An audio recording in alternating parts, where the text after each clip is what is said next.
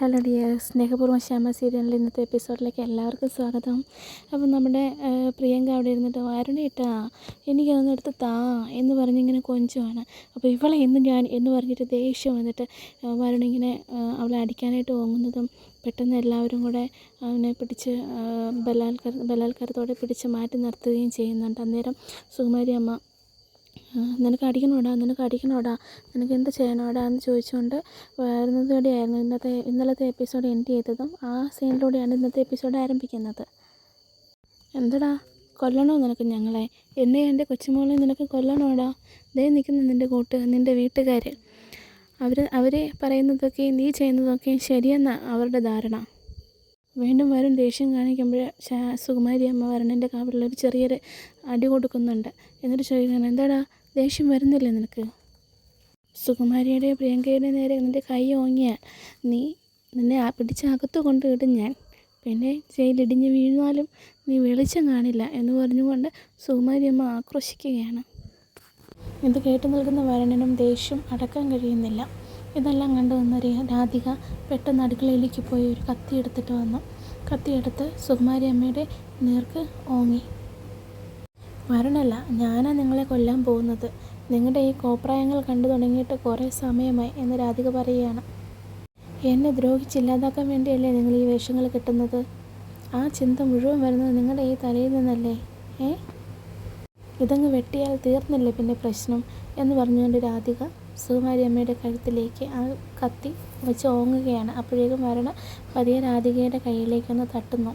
അപ്പോൾ അവൾ തിരിഞ്ഞു നിന്ന് പറയുകയാണ്, ഈ നിൽക്കുന്നത് എൻ്റെ ഭർത്താവാണ്, എന്നെ ജീവന തുല്യം സ്നേഹിക്കുന്ന എൻ്റെ ഭർത്താവ്.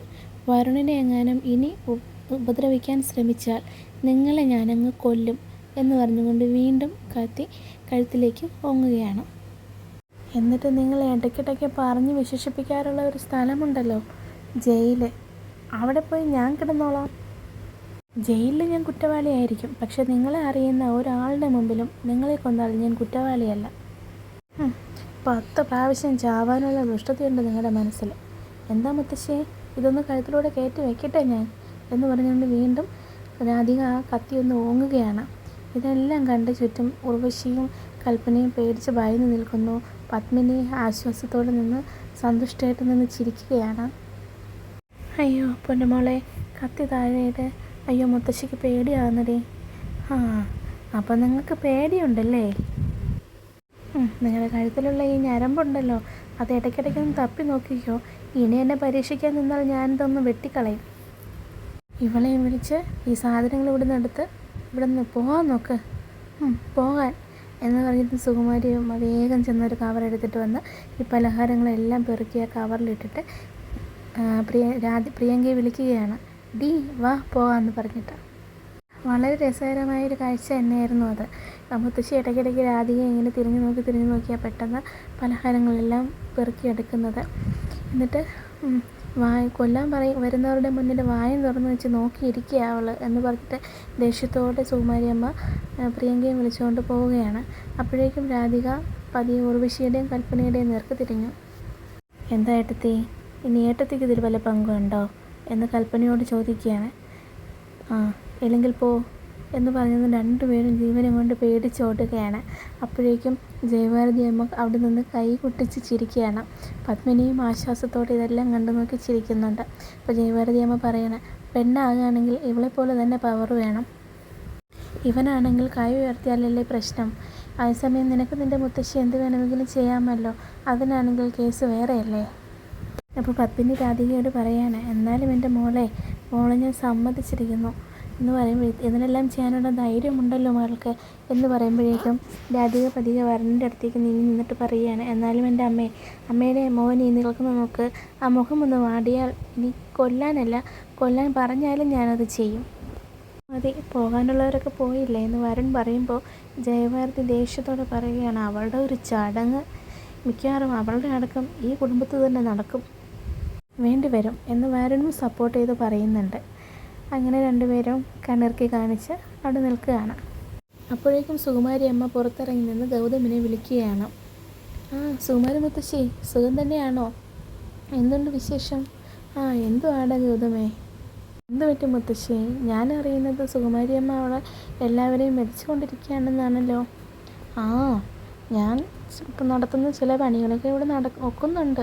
പക്ഷേ ഒന്നും അങ്ങ് എത്തുന്നില്ല. ആ ജയഭാരതിയും രാധികയും കൂടെ ചേർന്നേ എല്ലാത്തിനും തടസ്സം നിൽക്കുവാടാ. അപ്പോൾ ഗൗതം പറയുകയാണ്, ആ ജയഭാരതി മുത്തശ്ശി സൂക്ഷിച്ച് കൈകാര്യം ചെയ്യേണ്ട ഒരു ഇനമാണ്. ആളല്പം മോശക്കാരിയാണ്. അപ്പോൾ രാധിക എന്താ മോശമാണോ എന്ന് തിരിച്ച് വീണ്ടും സുകുമാരി അമ്മയും പറയുന്നു. ദേ ഇപ്പം തന്നെ എൻ്റെ കഴുത്തിലൊന്ന് കത്തി വെച്ച് അവളെന്നെ വിരട്ടി. ഓ എൻ്റെ മോനെ, ഞാനൊന്ന് വിറച്ച് കേട്ടോ. എന്താ മുത്തശ്ശി ഇത്? ഞാൻ നിങ്ങളെക്കുറിച്ച് ഇങ്ങനെയൊന്നും അല്ല കരുതിയത് കേട്ടോ. പ്രിയങ്കി നിങ്ങളെയും കൂട്ടി ഞാൻ അങ്ങോട്ടേക്ക് അയക്കുമ്പോൾ എത്രയും പെട്ടെന്ന് രാധികയെ കണിമംഗലത്തൊന്ന് പുറത്താക്കുമെന്നും പ്രിയങ്കയെ വരുണിൻ്റെ ഭാര്യയാക്കുമെന്നാണ് ഞാൻ കരുതിയത്. അത് നടക്കേണ്ടേ മോനെ? മുത്തശ്ശിക്ക് എന്ത് സഹായം ചെയ്തു തരാനും അമ്മയും കൽപ്പനയും അവിടെ ഉണ്ട്. അവരെന്താ കൂടെ നിൽക്കുന്നില്ലേ എന്ന് ഗൗതം ചോദിക്കുമ്പോൾ സുകുമാരിയമ്മ മറുപടി അറിയുകയാണ്, രണ്ട് പേട്ട് തടിച്ചുകൾ നിൽക്കും പോലെ നിൽക്കുന്നുണ്ട്. അവറ്റകൾക്ക് നേരെ ചൊവ്വയൊന്നും പറയാനുള്ള ധൈര്യമില്ലടാ. അല്ലെങ്കിൽ ഞാൻ ഇവിടെയുള്ള എല്ലാവരുടെയും തലയറിഞ്ഞ് നിലത്തിട്ടേനെ. മുത്തശ്ശി ഇങ്ങനെയൊന്നും പറഞ്ഞ് തളരാതെ മുത്തശ്ശി, ഞാൻ ഉള്ള കാര്യം പറയാമല്ലോ. ഞാൻ കണ്ടിട്ടുള്ളതിൽ വെച്ച് ഏറ്റവും ബുദ്ധിയുള്ളത് മുത്തശ്ശിക്ക് എന്ന് പറഞ്ഞ് ഗൗതം അങ്ങ് പറഞ്ഞ് ഉയർത്തുകയാണ് സുകുമാരിയെ. പിന്നൊരു കാര്യം, അപ്പുറത്ത് നിൽക്കുന്നവൻ്റെ ചങ്കിൽ കൊള്ളി തറച്ചിറങ്ങാനുള്ള വാക്ക് പറയാനുള്ള മുത്തശ്ശിയുടെ ശേഷി അതെന്താ നിസ്സാരമാണോ? അതാർക്കിങ്ങനെ പറ്റുന്നതാണോ മുത്തശ്ശി? മുത്തശ്ശി ധൈര്യമായിട്ട് ഫൈറ്റ് ചെയ്തോളൂ. ഞാനും സീസാറും പുറത്തുണ്ട്, അമ്മയും കൽപ്പനയൊക്കെ അകത്തുണ്ടല്ലോ. എല്ലാവരും കൂടെ ചേർന്ന് കണിമംഗലത്തെ പുറത്താക്കാനുള്ള ഒരു വലിയ സംഘം തന്നെയുണ്ട്. ഇതെല്ലാം കേട്ടുകൊണ്ട് സുകുമാരി ഭയങ്കര അഭിമാനത്തോടെ പറയുകയാണ്, ഇതൊന്നും കണ്ട് ഞാൻ തളർന്നിട്ടൊന്നുമില്ല. ഞാനിത് വിട്ട് കളയാനും പോകുന്നില്ല. എന്നെ ഏൽപ്പിച്ച ജോലി ഞാൻ കൃത്യമായി ചെയ്യും. അല്ലാതെ ഞാനിവിടെ നിന്ന് ഇറങ്ങില്ല. അഥവാ അവരെന്നെ ഇറക്കി വിടാൻ തീരുമാനിച്ചാൽ കണിമംഗലം നിന്നങ്ങ് കത്തും. ഇപ്പോഴാണ് സുകുമാരി അമ്മ ആയത്. മുത്തശ്ശി എന്താവശ്യമുണ്ടെങ്കിലും എന്നെ വിളിച്ചോ. ഈ ഗൗതം എപ്പോഴും കൂടെ ഉണ്ടാവും. എന്നാൽ പിന്നെ നീയേ ഫോണങ്ങ് വെക്കേ. എൻ്റെ കഴുത്തിൽ കത്തി വെച്ചവളുടെ നേർക്ക് ഇനി അടുത്ത് എന്താ പണി കൊടുക്കേണ്ടതെന്ന് ഞാനൊന്ന് ആലോചിക്കട്ടെ എന്നും സുകുമാരിയമ്മ പറയുന്നുണ്ട്. ശേഷം ഫോൺ കട്ട് ചെയ്ത ശേഷം തള്ള എങ്ങനെയെങ്കിലും അവിടെ പിടിച്ച് നിന്നാൽ മതിയായിരുന്നു. തൽക്കാലം കണിമംഗലത്തുകാരെ വിറപ്പിക്കാനുള്ള ഒരായുധമാണ് കിട്ടിയിരിക്കുന്നത്. പ്രിയങ്കയുടെ ഗർഭം അത് നന്നായി ഉപയോഗിച്ചാൽ മതിയായിരുന്നു എന്ന് പറഞ്ഞുകൊണ്ട് ഗൗതം പോവുകയാണ്. ശേഷം ജയഭാരതി അമ്മ അങ്ങോട്ടും ഇങ്ങോട്ടും എന്തോ ആലോചിച്ച് നടക്കുന്നുണ്ട്. ഇത് നോക്കി വരുണും രാധികയും ഇരിക്കുന്നു. എന്താ മുത്തശ്ശി കാര്യം എന്ന് വരുൺ ചോദിക്കുമ്പോൾ ജയഭാരതി പറയുകയാണ്, പറയാടാ മോളെ രാധികയെ, നിങ്ങളുടെ നാട്ടിലൊക്കെ എത്രാം മാസത്തിലാണ് ഗർഭിണികൾക്ക് പലഹാരം കൊടുക്കുന്ന ചടങ്ങ് നടത്തുന്നത്? അത് 7-ാം മാസത്തിലാണ് അമ്മമ്മേ. എൻ്റെ അറിവിലും അങ്ങനെ തന്നെ നടത്തുന്നത്. നിങ്ങളുടെ അവിടെയൊക്കെ ചടങ്ങുകൾക്ക് വ്യത്യാസമുണ്ടല്ലോ, അതുകൊണ്ട് ചോദിച്ചതാ. അപ്പം വരുൺ പറയുകയാണ്, അല്ല മുത്തശ്ശി എന്താ ഇതൊക്കെ വിട്ടില്ലേ? ആ തള്ളയ്ക്ക് പ്രാന്താ.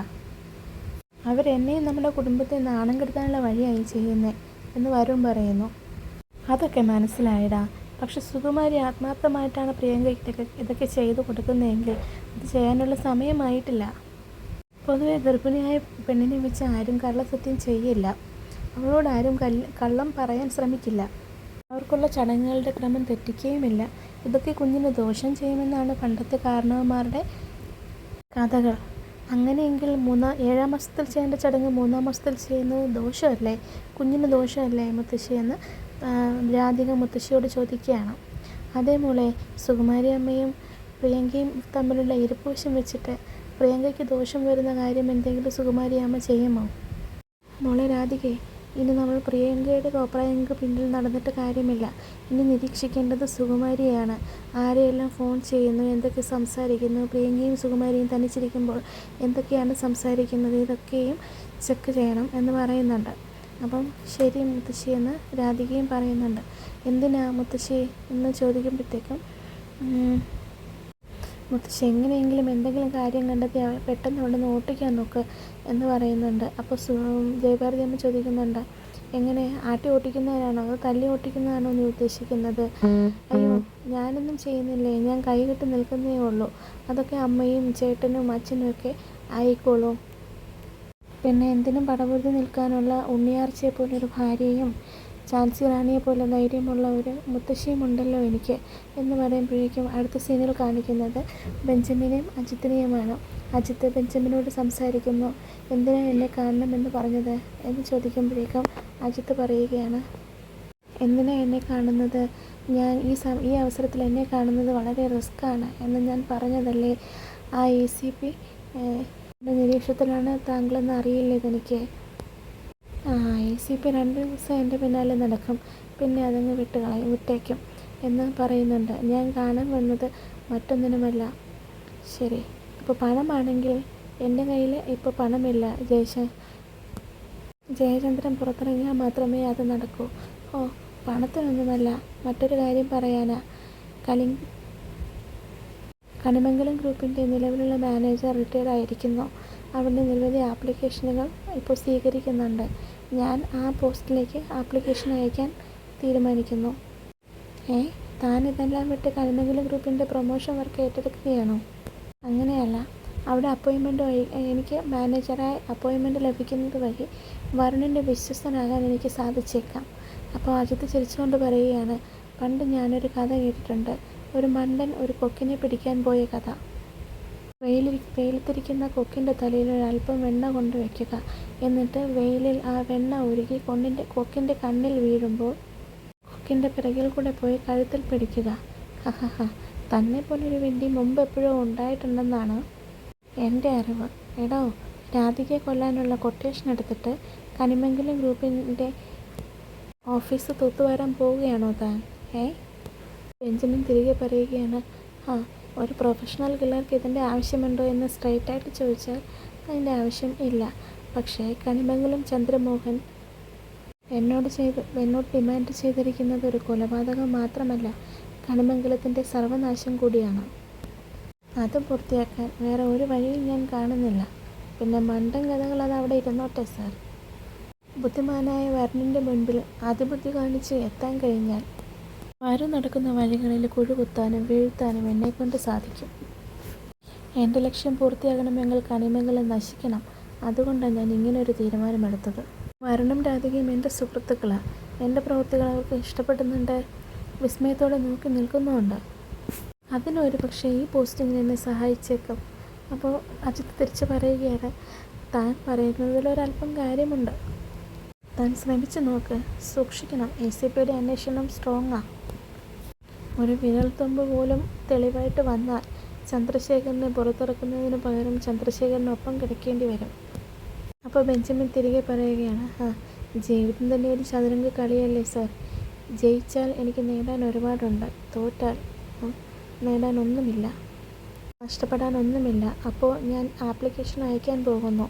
ഒരു പക്ഷേ എന്നെ നമ്മൾ കാണുമ്പോൾ കണിമംഗലം ഗ്രൂപ്പിൻ്റെ മാനേജറായി ഈ ബെഞ്ചമിൻ ഏറ്റെടുത്താൽ സാർ അതിന് അതിശയമൊന്നും വിചാരിക്കേണ്ട. ഓക്കെ, ബെസ്റ്റ് ഓഫ് ലക്ക് എന്ന് പറഞ്ഞ് പിരിയുകയാണ്. അപ്പോഴേക്കും പ്രിയങ്ക റൂമിലിരുന്ന് ഒരു ബുക്ക് വായിക്കുന്നുണ്ട്. ആ സമയം സുകുമാരി അമ്മ റൂമിലേക്ക് പ്രവേശിക്കുന്നു. എന്നിട്ട് അവർ പറയുന്നുണ്ട്, ഒരു കാര്യം പറഞ്ഞാൽ ഒന്നും ഒരുത്തർക്കും കേൾക്കാനുള്ള ചെവിയില്ല. വലിഞ്ഞേറി നിൽക്കുന്നതല്ലേ, അപ്പം അങ്ങനെ ഉണ്ടാവും. എന്താ മുത്തശ്ശി? എടി, ആ ബൾബ് ഇന്നലെ രാത്രി മുതൽ ശരിക്ക് കത്തുന്നില്ല, മിന്നി കത്തുന്നേ ഉണ്ടായിരുന്നുള്ളൂ. എനിക്കാണെങ്കിൽ കണ്ണോട്ട് കാണാനും പറ്റുന്നില്ല. ആ ബൾബ് ഒന്ന് മാറ്റിത്തരാമോ എന്ന് ചോദിക്കുമ്പോൾ എല്ലാവരും തെക്കോട്ടും വടക്കോട്ടും നടക്കുക. നാശം. ബൾബ് മാറ്റിയിടാൻ മുത്തശ്ശി എന്തിനാ അവരുടെ കാല് പിടിക്കാൻ പോയേ? അത് ഞാൻ മാറ്റിത്തരില്ലേ? എടി, അതല്ലടി മോളെ, അത് ഞാൻ ചെയ്യേണ്ടുന്ന കാര്യമല്ലേ ഉള്ളൂ. മുത്തശ്ശി ഇത് പിടിക്കേ, ഞാനൊന്ന് ബൾബ് മാറ്റട്ടെ. എടി, ഇതിപ്പോൾ എങ്ങനെ കയറും? അങ്ങനെ പ്രിയങ്ക എണീറ്റ് ഒരു കുഞ്ഞു ടേബിൾ അവിടെ കിടന്നതിന് പുറത്തേക്ക് മറ്റൊരു കുഞ്ഞു ടേബിളും കൂടി എടുത്തിട്ടിട്ട് ജനലിൽ പിടിച്ച് മുകളിലേക്ക് കയറുകയാണ്. അയ്യോ, സൂക്ഷിച്ച് എന്നൊക്കെ പറഞ്ഞ് സുകുമാരി അമ്മ പറയുന്നുണ്ട്. മുത്തശ്ശി, ആ ബൾബിങ് എടുത്തേ എന്ന് പറഞ്ഞ് കിടന്ന ബൾബിൻ്റെ ക്യാപ്പ് ഊരി പുതിയ ബൾബ് ഫിറ്റ് ചെയ്യുന്നുണ്ട്. മോളെ, സൂക്ഷിക്കണേ, പൊട്ടരുത്, താഴെ വീഴലേ. ഇത് പോയതാ, ആ ബൾബിങ് എടുത്തേ പറഞ്ഞ് പ്രിയങ്ക ബൾബ് ഇടുന്നതും ഇത് കണ്ടുകൊണ്ട് ജയഭാരതി അമ്മയുടെ കടന്നു വരവാണ് ഇന്നത്തെ എപ്പിസോഡിൻ്റെ ലാസ്റ്റായിട്ട് കാണിക്കുന്നത്. ഓക്കെ ഫ്രണ്ട്സ്, അപ്പോൾ ഇന്നത്തെ ഈ റിവ്യൂ നിങ്ങൾക്ക് ഇഷ്ടമായിട്ടുണ്ടെങ്കിൽ ഒന്ന് സപ്പോർട്ട് ചെയ്യണേ. എൻ്റെ ചാനലൊന്ന് സബ്സ്ക്രൈബ് ചെയ്യുന്ന സപ്പോർട്ട് ചെയ്യാമോ, ലൈക്ക് ചെയ്യണേ, നിങ്ങളുടെ അഭിപ്രായങ്ങളൊന്ന് കമൻറ്റ് ബോക്സിൽ രേഖപ്പെടുത്തണേ. ഓക്കെ, നിങ്ങളുടെ സപ്പോർട്ട് ഇനിയും ഉണ്ടാകുമെന്ന് പ്രതീക്ഷിക്കുന്നു. ഓക്കെ, വീണ്ടും കാണും വരെയും ബൈ. Thank you.